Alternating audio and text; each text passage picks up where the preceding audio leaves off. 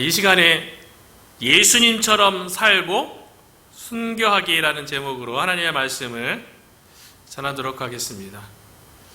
한때 한국 교회에서 제자 훈련이라는 그 프로그램이 유행했던 적이 있어요. 요즘도 제자 훈련하는 교회들이 많이 있죠. 저도 제자 훈련하는 그 세미나에 참석했었고, 또 저도 선교단체 출신으로서 전도 훈련과 이제 제자 훈련을 받았습니다. 그런데 제자 훈련하는 교회의 제자 훈련 교재의 그 제목이 무엇이냐면 작은 예수가 되라예요. 그러니까 제자 훈련의 목적이 훈련받는 모든 성도가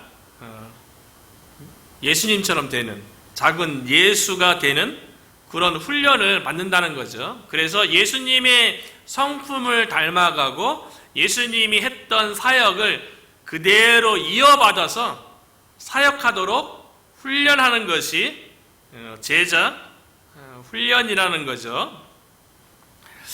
약간 좀 제자랑 성도, 그리스도인, 이 말에 좀 뉘앙스에 차이가 좀 있는 것 같아요. 그리스도인, 그리스도를 따르는 사람, 성도, 그러면 하나님의 부르심을 받은 거룩한 백성, 이 정도 의미인데, 제자 그러면 뭔가 예수님의 가르침에 적극적으로 순종하는 그런 의미를 담고 있어요. 그런데 우리가 사도행전 말씀을 지금 1장부터 7장까지 오면서요, 오순절 성령 강림 사건으로 초대교회가 탄생하고 또 성령 충만한 성도들에 의해서 초대교회가 성장하고 부흥하는데요, 성경을 기록하기를 초대교회에 교인이 많아졌다라 이런 표현이 없어요.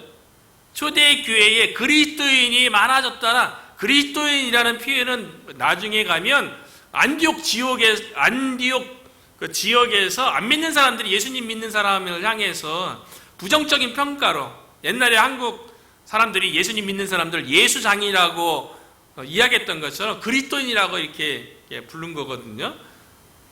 그런데 7장에 오기까지 초대교회가 막 급성장하고 막 부흥하는데요, 성경은 기록하기를 초대교회에 제자의 수가 많아지니라 라고 얘기했다는 거예요. 제자의 수가 많아졌다는 거예요. 단순히 예수님 믿고 구원의 확신 얻는 그런 사람들이 많아진 게 아니고, 그것을 넘어서 예수님의 삶을 적극적으로 담고자 또 예수님의 행하셨던 그 사역을 그대로 담고자 했던 제자의 수가 많아졌다는 거죠. 그것이 이제 초대교회의 성장과 부흥의 비결이라는 거예요. 제자의 수가 많은, 제자가 많이 모이는 교회가 초대교회였다는 거죠. 그리고 신약에 있어서 13권을 또 기록하고 이방인 지역에 수많은 교회를 세웠던 사도 바울도요, 그가 세운 교회들을 향해서 서신서를 보내면서 그곳에 있는 성도들을 향해서 뭐라고 강조하냐면요, 고린도 교회를 향해서는 고린전서 11장 1절에서 내가 그리스도를 본받는 자가 된 것 같이 너희는 나를 본받는 자가 되라. 그리스도를 본받으라는 거죠. 그리스도처럼 되라는 거예요. 예수님처럼 되라는 거예요. 그리고 에베소 교회에 보내는 서신서에서는요, 에베소서 4장 13절에 보니까 그리스도의 장성한 분량이 충만한 데까지 이르라. 그리스도의 장성한 분량, 이것도 똑같은 말이죠. 예수님처럼 닮아가도록 그렇게 믿음이 충만한, 성령 충만한 삶을 살라고 사도 바울이 강조했어요. 그러니까 초대교회의 성도들은 모두 예수님의 제자들이었던 거죠. 그 제자들 중에 한 명이 스데반 집사님이었는데요, 스데반 집사님이야말로 예수님처럼 살다가 예수님을 닮았고 예수님처럼 마지막 하나님의 부르심을 받은 순교 당한 인물이라고 오늘 본문에서 볼 수가 있어요. 너무 멋있죠. 예수 그리스도의 복음을 위해서 그 당시 유대 사회의 온갖 핍박과 억압 속에서 담대하게 예수 그리스도의 복음을 증거하다가 붙잡혀서 사내들인 공회에서 재판받고 그곳에서 돌에 맞아서 순교하는 말 그대로 스데반 집사님은요, 예수님처럼 살다가 예수님처럼 하나님의 부르심을 받은 위대한 믿음의 사람이라는 것을 보게 되는 거죠. 스데반 집사님을 보면서 청년 때가 생각났어요. 실질적으로 제가 선교단체에서 신앙생활하고 그 당시 한참 뜨거울 때 뭐 전도 훈련 받고 또 캠퍼스에서 막 전도하고 그랬지, 함께 신앙생활하는 지금까지도 교제하는 그 친구들이 남아있는 거예요. 교회 친구들도 있고 뭐 학교 친구들도 여러 명 있는데, 지금까지 교제하고 한국 가면 늘 만나는 친구는 선교단체에서 함께 훈련받고 함께 전도했던 그 친구들이 지금까지 남아있는 거예요. 근데 그 친구들하고 저는 형제들만 모여 사는 그런 공동체에서 거의 4년을 살았기 때문에 늘 밤늦게까지 이불 속에서 신앙에 대해서, 그리고 장래에 대해서, 꿈에 대해서, 비전에 대해서 막 얘기할 적에 청년의 때니까 가능했던 것 같아요. 그때는 마음이 뜨거워갖고 대부분 함께 교제했던 형제들이요, 어떤 꿈을 얘기했냐면, 야, 우리가 다 예수 그리스도를 위해서 다 선교사로 나가서 복음을 전하다가 다 우리가 순교하자, 그런 얘기 실제로 했었어요. 저도 못 모르고 그냥 청년회 때 그 객기로 나중에 서남아시아 가서 이슬람 지역에서 복음 전하다가 내가 이슬람 그 사원 앞에서 순교하리라, 그렇게 막 나누고 막 그랬어요. 못 모르고. 그러니까 예수님을 위해서 예수님처럼 살고 예수님처럼 그 마지막까지 복음을 위해서 멋지게 죽고 싶다는, 그때는 한참 뜨거웠으니까요. 그때 뭐 가족을 생각하겠어요? 누굴 생각하겠어요? 그냥 복음에 대해서 뜨거운 열정 때문에 그렇게 순교하리라, 그렇게 나눴던 그때가 생각났어요. 근데 스데반 집사님은 그냥 예수님을 닮아서 예수님처럼, 예수님을 위해서, 복음을 위해서 살다가 예수님처럼 죽임을 당했다는 거죠. 스데반 집사님이 복음 전에다가 사내들인 공회에 붙잡혀갖고 재판받았잖아요. 그 재판 받는 과정 가운데 그 죄명인 율법을 폐하고 성전을 허물겠다, 이것에 대해서 구약 성경 말씀을 통해서 아브라함부터 그 다음에 율법을 준 모세에 대해서, 그 성전에 대해서 다윗과 솔로몬에 대해서 구약 성경을 참 그리스도 중심으로 복음을 변호하면서 아주 능력 있는 설교를 했죠. 그리고 마지막으로 예수 그리스도에 대해서 거부하고 배척하는, 그래서 복음을 전하는 스데반을 붙잡아온 유대 종교 지도자들, 유대인들 향해서 설교 마지막으로 그들을 향해서 책망했던 것은 무엇이냐면, 너희들은 목이 굳고 마음에 할례를 행하지 않은 자들이다. 하나님의 백성이라고 얘기하면서 마음에 탐욕에 대한 고집만 있고, 하나님을 믿노라 하면서 마음에 할례가 없어서 마음에 어떠한 변화도 없는 거예요. 그러니까 예수님을 거부하고 예수님을 배척하고 예수님을 전하는 스데반 집사님을 불러다가 재판하면서 그거를 합당하다고 막 여기는 거 아니겠어요? 그들을 향해서 스데반 집사님이 성경 말씀으로 설교하면서 복음을 변호하고, 그 청중들을 향해서 너희들이 성령을 거스리는 행위를 하고 있고 하나님의 말씀도 너희가 지키지 않고 있다라고 설교를 마무리한 거예요. 그래서 54절에 보면 그들이 이 말을 듣고, 스데반 집사님의 그리스도 중심의 설교, 그것을 듣고 난 다음에, 설교를 들으면, 하나님의 말씀을 들으면 거기에 대한 반응이 나타나죠. 오늘도 마찬가지 아니겠어요? 모든 예배를 통해서 하나님의 말씀이 선포되어지면 그 말씀을 듣는 청중에 반응이 나오겠죠. 그런데 사내들인 공회에 모였던 유대 종교 지도자들, 그리고 많은 유대인들, 그들이 설교를 듣고 난 다음에 반응이 54절에 보니까요, 그들이 이 말을 듣고 마음에 찔려 그를 향하여 이를 칼건을. 사내들인 그 재판장에 모였던 지도자들과 유대인들이야, 하나님의 말씀을 들은 다음에 하나님의 말씀이 빛이 되어서 그들의 마음을 비추는 거예요. 그러니까 마음속에 있는 어두운 것이, 더러운 것이 다 비치는 거죠. 근데 그게 싫은 거예요. 많은 사람들이 왜 복음 앞에 왜 안 나오려고 합니까? 많은 사람들이 말씀 앞에 왜 마음이 찔려 하겠어요? 하나님의 말씀은 살아있고 활력이 있어서 그 말씀이 빛으로, 생명으로 우리의 마음의 모든 것들을 이렇게 드러내니까 마음에 찔려하는 거죠. 근데 재밌는 현상은요, 설교 이후에 마음에 찔려 했다는 이 반응에 대해서 스데반 집사님의 설교에 대해만 그렇게 반응이 된 것이 아니고요, 사도행전 2장에 마가의 다락방에 오순절 성령 강림 사건이 있은 다음에 사도 베드로도요, 오순절 성령 강림 사건이 어떤 의미인지 구약 성경 말씀을 가지고, 특별히 요엘서와 시편 말씀을 가지고 해석을 해주죠.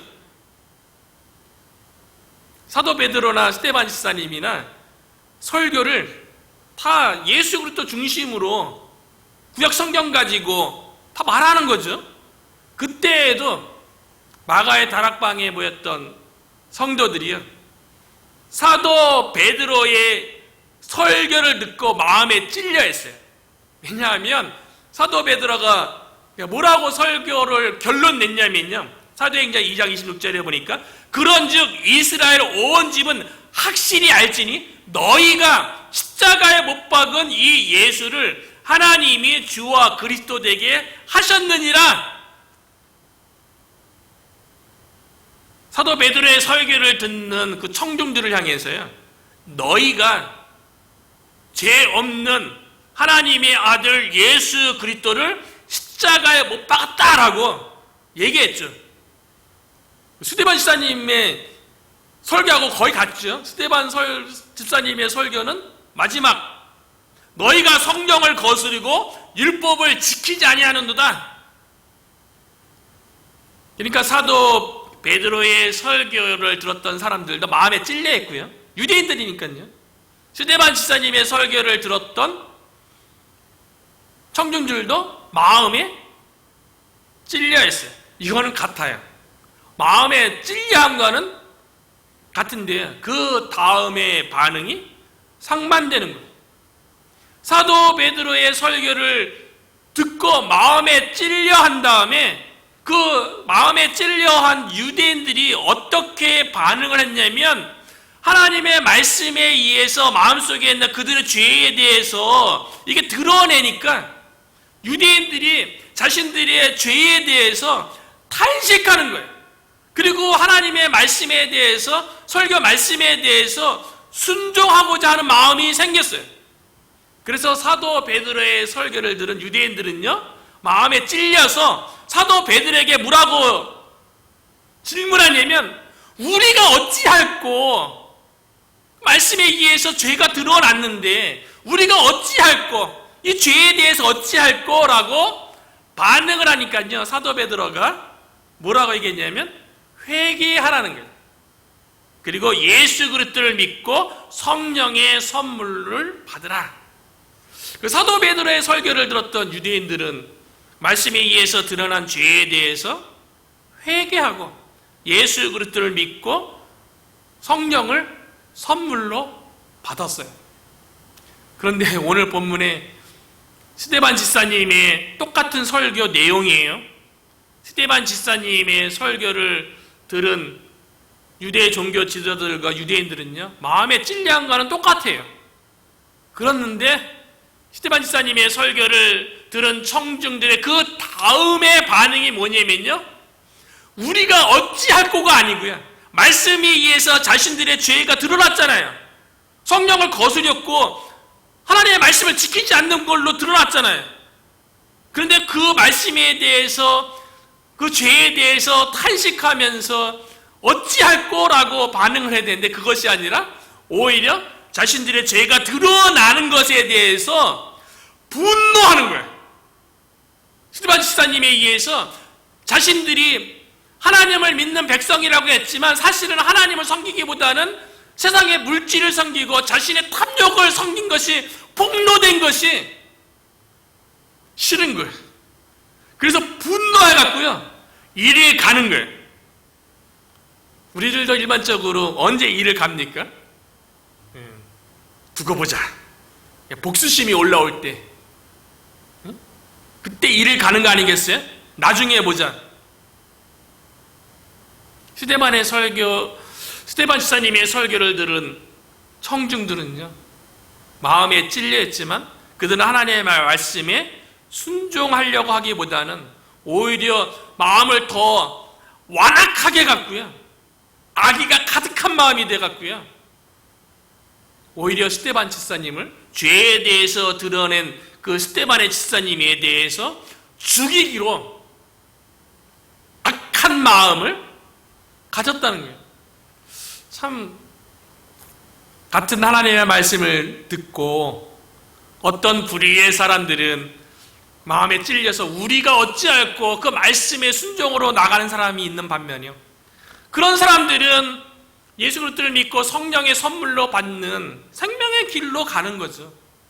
그런데 어떤 사람들은 마음에 찔려서 이를 갈면서요, 오히려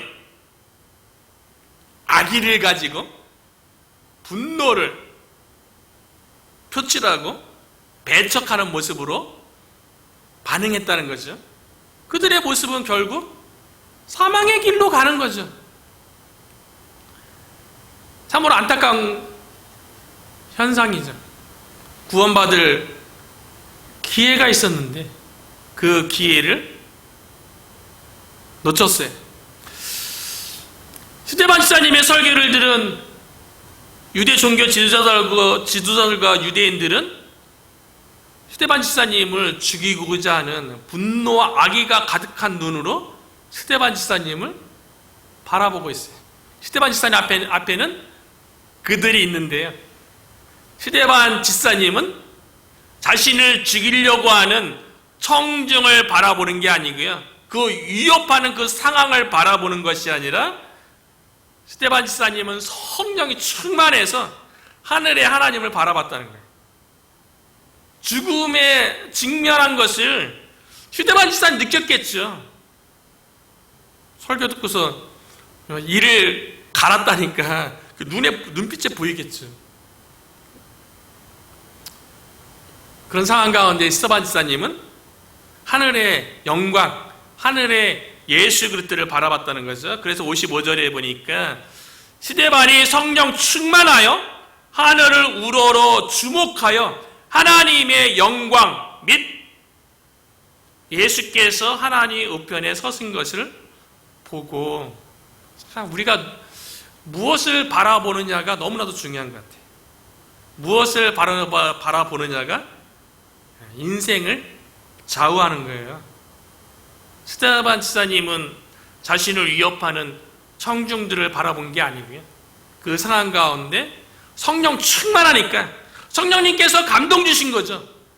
그 상황을 바라보게 하는 것이 아니라, 그 사람들을 바라보게 하는 것이 아니라 하나님의 영광, 하나님 우편에 서신 예수 그리스도를 바라봤다는 거예요. 스데반 집사님이 얼마나 성령 충만했으면 영안이 열려갖고요, 하나님의 영광과 하나님 우편에 서신 예수님을 본 거예요. 영안이 열린 거죠. 성령 충만해갖고요. 자신을 위협하는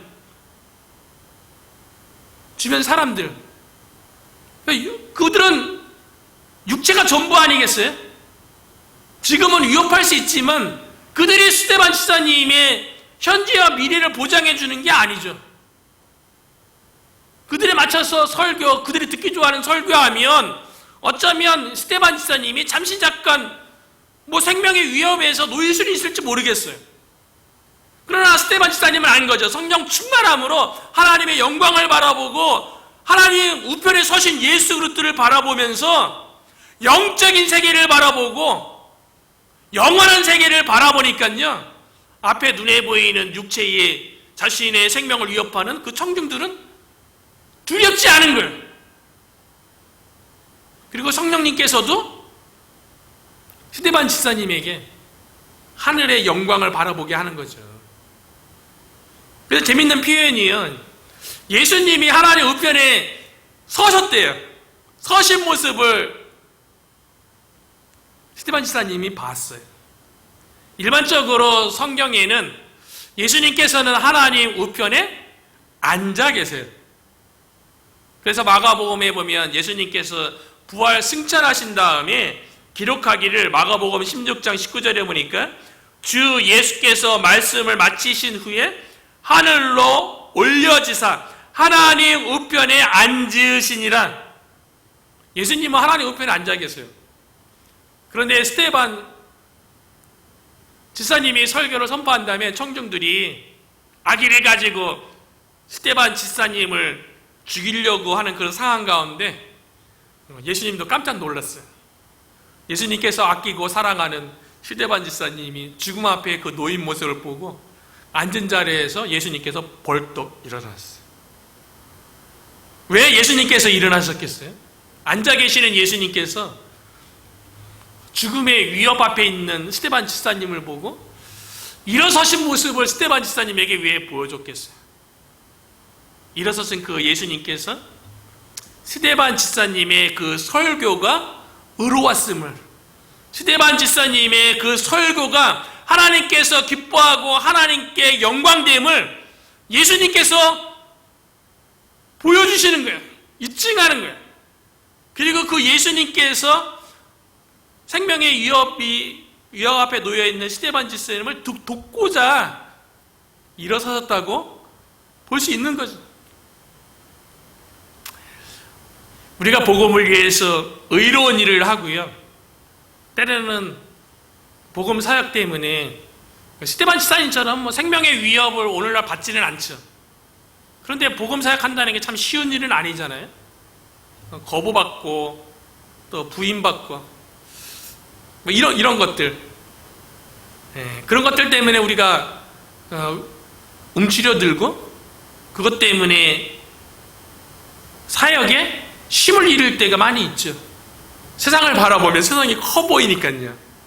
그리고 그들은 아무 문제 없이 잘 사는 것처럼 보이는데, 그러나 실제는 그들은 죽음의 길을 가는 거 아닙니까?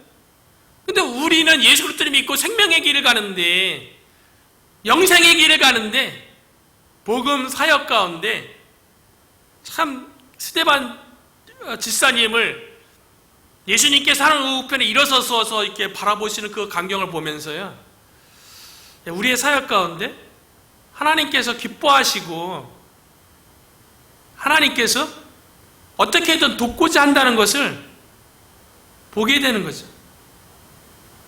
우리의 사역 가운데도 예수님께서 올 한 해 동안 우리가 몽고메리 카운티를 우리의 교고로 삼아서 열심히 다녀봐야죠. 실버 스프링부터 프레드리까지 한번 다녀보고, 사람 만날 기회 있으면 만나고 찾아가고, 오기만을 기다리는 것이 아니라 찾아가서 만나고 복음 전하고, 받아들이면 그 자리에서 성경 공부 이어져서 양육할 수 있는 그런 시간을 가지려고 계획하는 거 아니겠어요? 그때마다 예수님께서 하나님 우편에서 일어서셔서 우리를 바라보고 계실 줄로 믿습니다. 예수님께서 어떻게든 돕기를 원하는 거예요. 스데반 집사님이 잘못한 거 뭐 있습니까? 복음 전한 거밖에 더 있어요? 그리고 복음에 대해서 구약 성경을 통해서 변화한 거밖에 없잖아요. 그런데 하나님의 말씀에 대해서, 성령에 대해서 거스리는 그 유대인들은 자신들의 그 죄에 대해서 드러난 것이 싫으니까 스데반 집사님이 미운 거죠. 그래서 자신들의 죄악된 그 모습을 정당화하기 위해서 스데반 집사님을 죽이려고 했다는 거죠. 그 악의가 가득한 그 청중들을 향해서요, 스데반 지사님이 하나님의 영광과 하나님의 우편에 서신 예수님을 봤잖아요. 그거를 그대로 청중들을 향해서 말하는 거예요. 그래서 56절에 보면 말하되 보라 하늘이 열리고 인자가 하나님 우편에 서신 것을 보노라. 본대로 다시 얘기해요. 인자는 예수 그리스도를 얘기하는 거잖아요. 그런데 지금 가뜩이나 스데반 지사님의 설교를 듣고 지금 분노하고 어떻게든 죽이고자 하는 악의가 가득한 그 청중들이 하늘을 향해서 인자가 하나님 우편에 서셨다고, 응? 내가 보고 있다고. 그 얘기는 스데반 지사님의 설교가 의로웠다는 거죠. 그러니까 가뜩이나 분노한 이 유대인들, 유대 종교 지도자들이요, 어떻게 하냐면 그 스데반 지사님이 하늘의 영광을 본 것에 대해서 말했잖아요. 본대로 말하니까요. 57절에 보니까 그들이 큰 소리를 지르며 귀를 막고 일제히 그에게 달려들어. 듣기 싫은 거야. 귀 막고 소리 지르면서 귀 막는 거예요. 스데반 지사님이 영적인 눈이 영안이 띄어서 하늘의 영광 본 거 그것조차도 듣는 게 싫은 거예요. 유대 종교 지도자라고 유대인들이 그 마음이 얼마나 악합니까?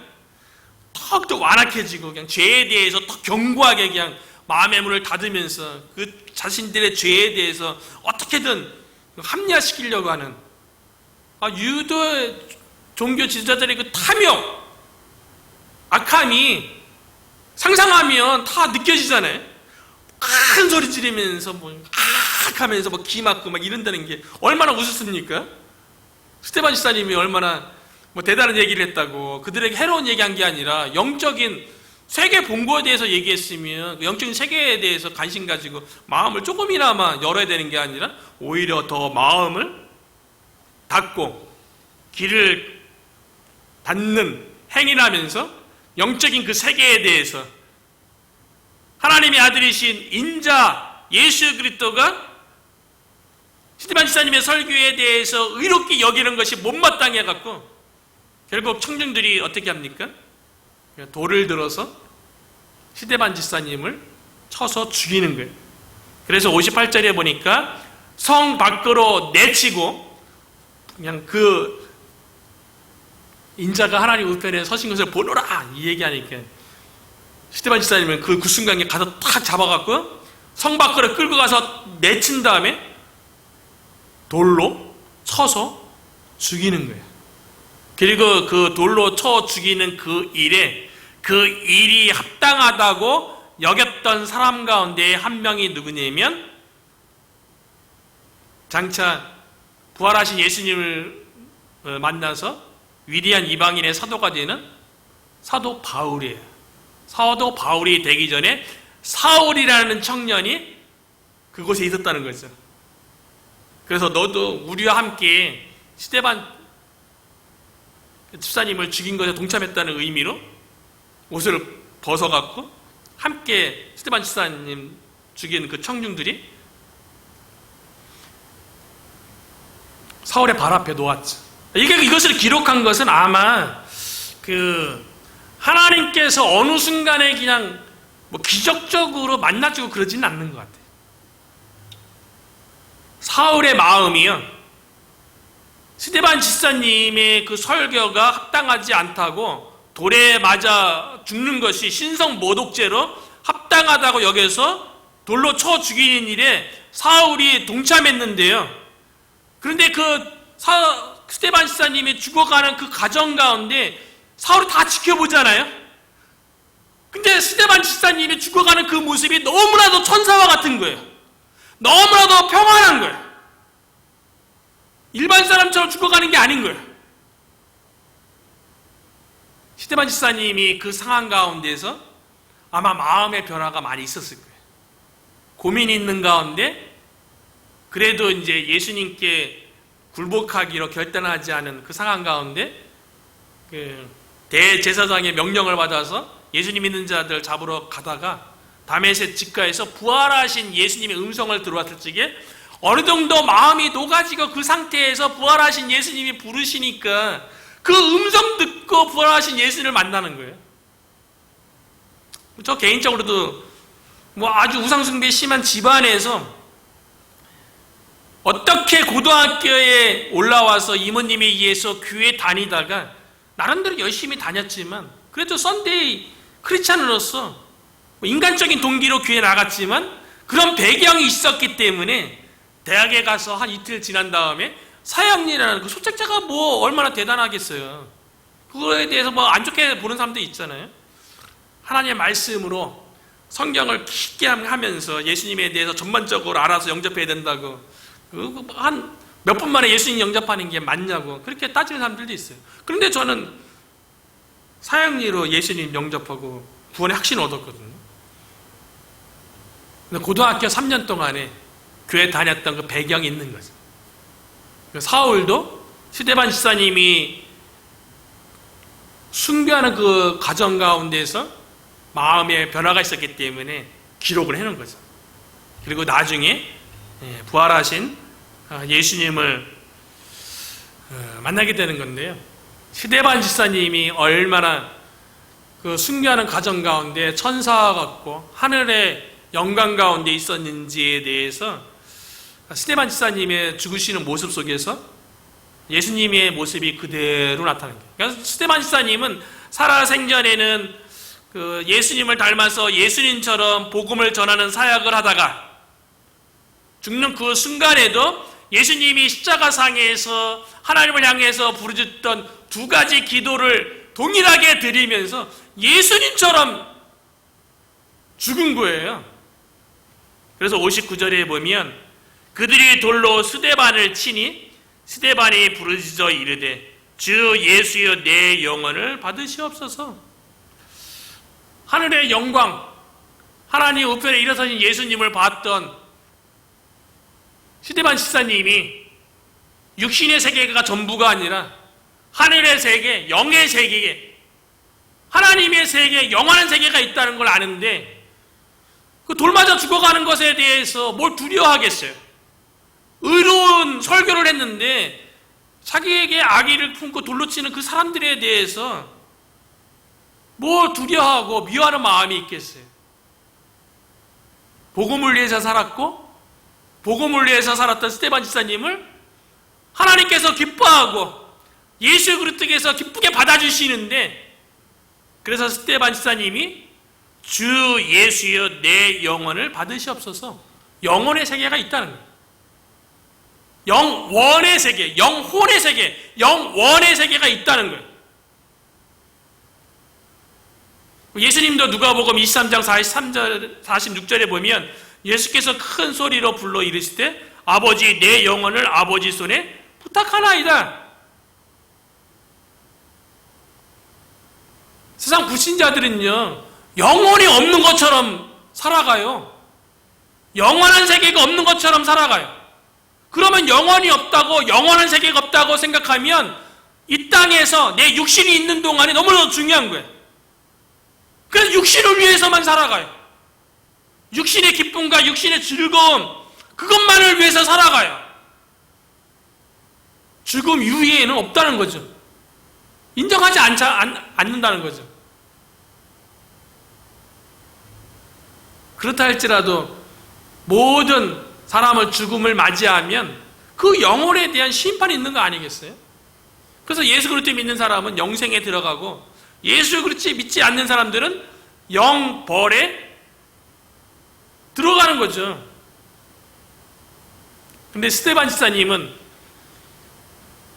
누가복음 16장에 보면 부자와 거지 나사로의 비유에 보면 거지 나사로는 살아생전에 예수님을 믿었기 때문에 천사들의 받들려서 올라가서 아브라함 팜에 들어갔다 그러거든요.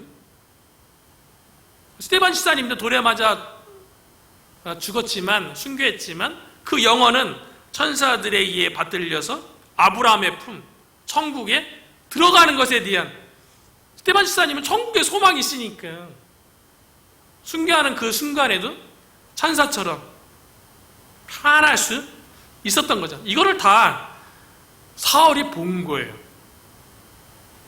그리고 마지막으로 스데반 집사님이 죽는 그 순간에도 다 유대인들이 자기 형제 아닙니까? 같은 인종 아니겠어요? 그들을 사랑하는 마음, 그들이 어떻게든 예수 그리스도께로 마음을 돌이키고 회개하고 구원받기를 바라는 마음으로 스데반 집사님이 마지막으로 60절에 무릎을 꿇고 크게 불러리되, 죽어가면 돌에 맞아서 죽어가는 거 아니겠어요?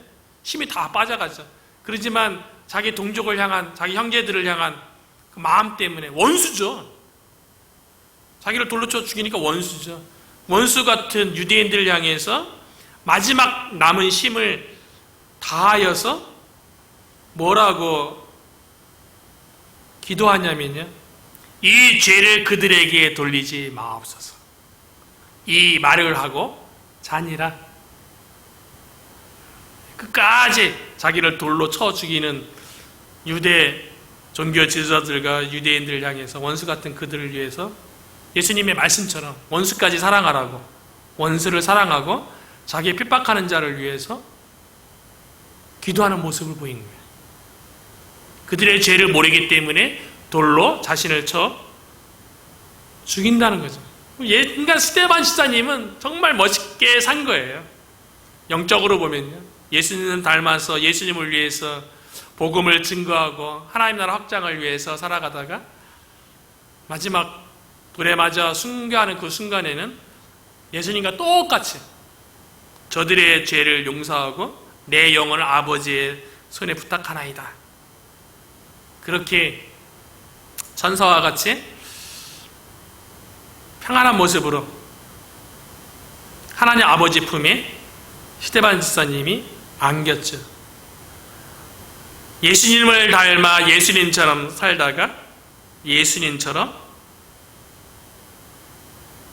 순교당한 이 스데반 집사님의 모습을 보면서요, 우리들도 예수님의 제자로 부르심 받은 거 아닙니까? 예수님이 가르친 대로 순종하겠다고, 우리가 제자로 부르심을 받았다고 우리가 믿음으로 그렇게 고백하는데요, 우리들도 스데반 집사님처럼 예수님을 닮아서 우리의 성품 가운데 예수님이 나타나고 우리의 사역 가운데 예수님이 하셨던 사역, 천국 복음을 증거하는 이 사역에 주님 앞에 가는 그날까지 우리가 고난의 길인 십자가의 길을 걷고, 오늘날은 순교할 일은 없죠. 하지만 순교자의 삶으로서 우리가 부름받아서 주님의 몸된 교회를 세우고 이 몽고메리 카운티 가운데 하나님께서 가장 기뻐하는 천국 복음을 증거하는 그 일에 우리가 온전히 쓰임받기를 주님의 이름으로 축원합니다.